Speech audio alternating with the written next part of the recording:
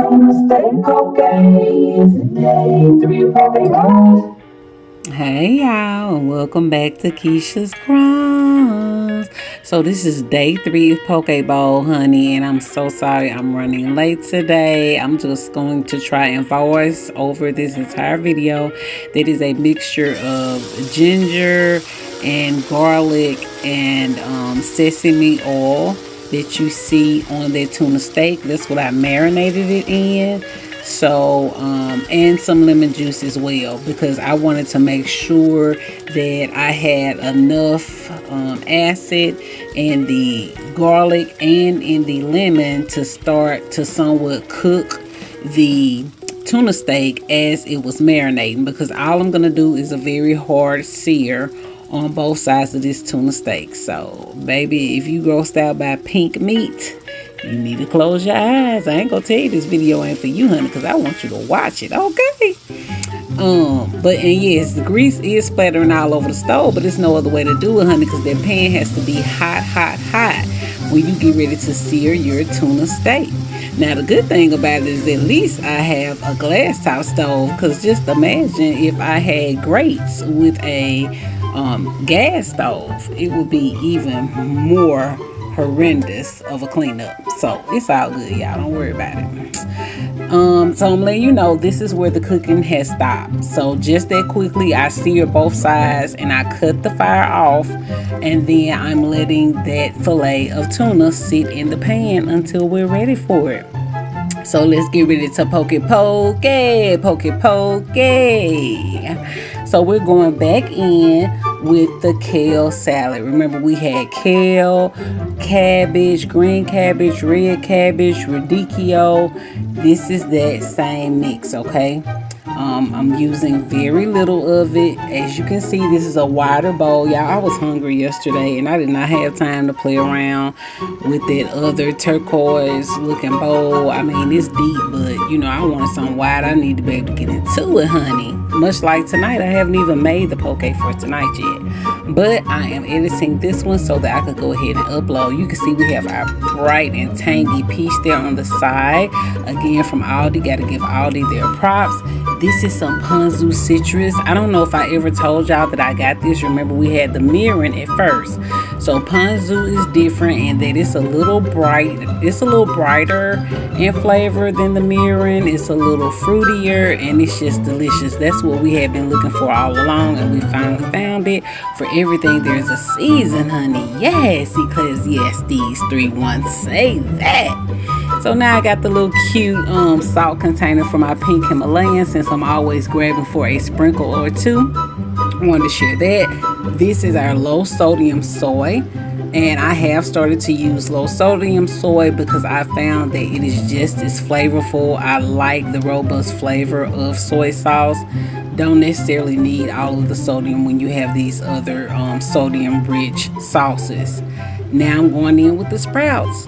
If y'all haven't seen yesterday's poke bowl and video, check it out, because I gave you a screenshot listing the benefits of sprouts. Sprouts are actually considered a superfood, y'all. They help almost every system that makes up our human bodily system. Okay, so get you some of that and just see if you like it. Just see if you like it. And now I'm squeezing on some lime, because you remember I have the pink Himalayan salt right underneath. So the lime with the salt is just going to kind of bring all that together.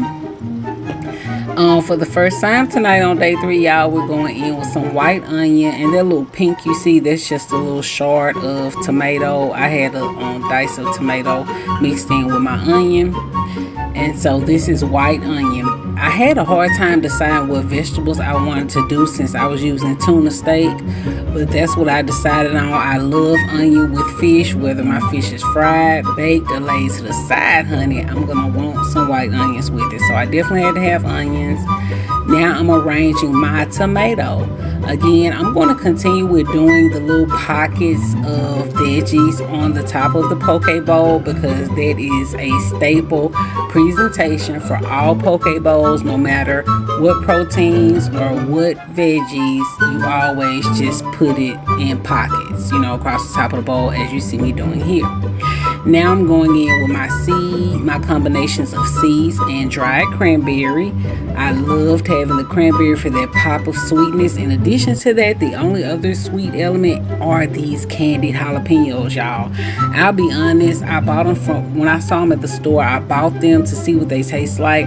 To me, I'm not gonna say they're too candy. They're sweet, but it's just that the peppers aren't hot. I think that if they had used a pepper that had more heat, like jalapenos with more heat, it would have turned out better. But it's like the peppers are mild and then it's candied, so you don't get much of a jalapeno flavor. And with that being said, honey, I had to go in with my regular jar of pickled jalapenos. So as you can see there, I used both of those. Okay. So now we got our sprouts laid down, honey, our jalapenos, sweet and pickled. We got the tomato, the onion, the seeds, the cranberry, and now we're going in with ginger. This is the first poke bowl we have used our ginger on. And again, that's because I'm doing a tuna fillet.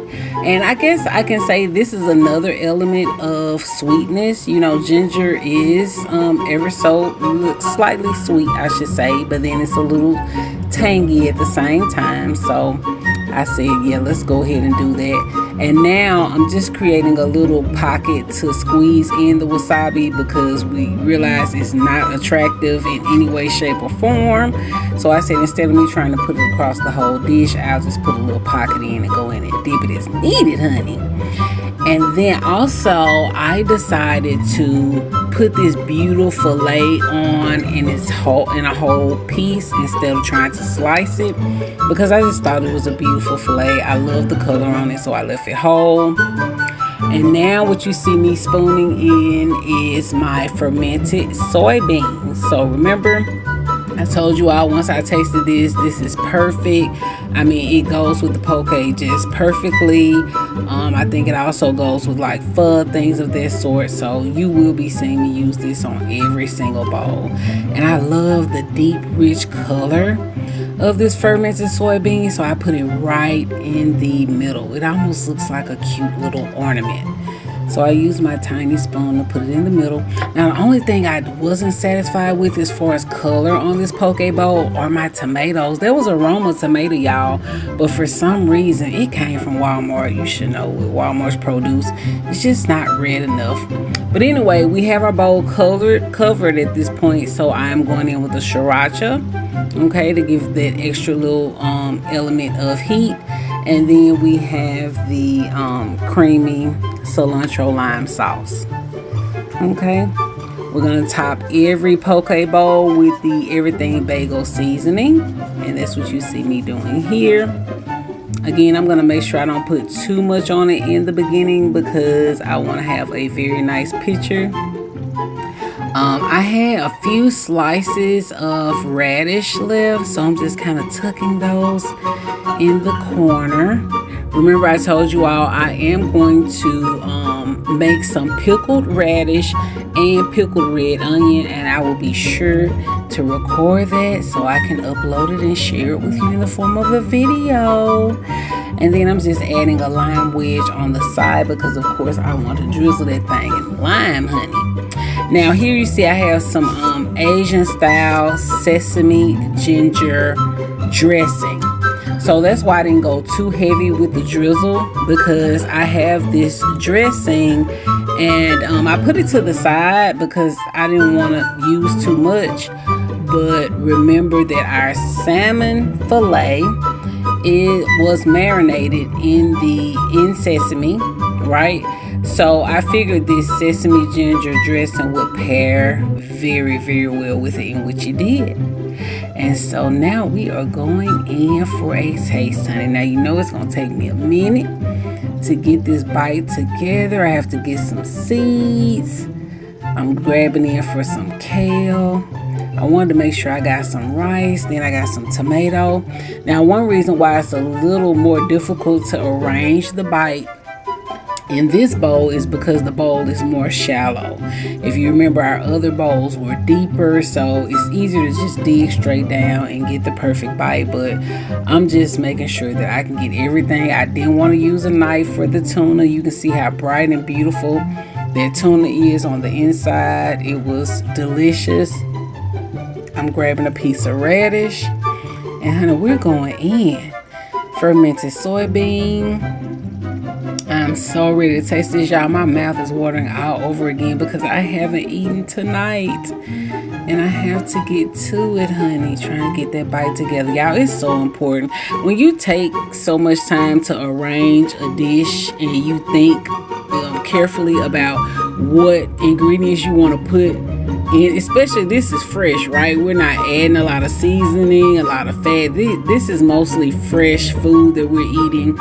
So you really have to think about what flavors you want to taste. And because we have all of these ingredients, delicious ingredients, fresh on this bowl, I want to make sure that I get it all in this first bite, honey. So I'm showing it to y'all. Ooh-wee.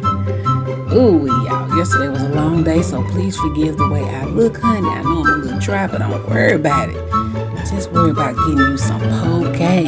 I really want you all to make your own form of a poke bowl and then tag me at it at Keisha's Crumbs and let me know what you think, or come back and let me know in the comment section how your poke bowl came out. So this is day 3, honey. This is day 3. We are moving right along. Your next and upcoming poke bowl will be a beef version, honey. It is Wednesday, baby. It is hump day, so we are going to pump things up just a bit, and we are going to have us some beef poke coming right up. I hope you all enjoy, and thank you so much for watching Keisha's Crumbs. See you next time. Bye-bye.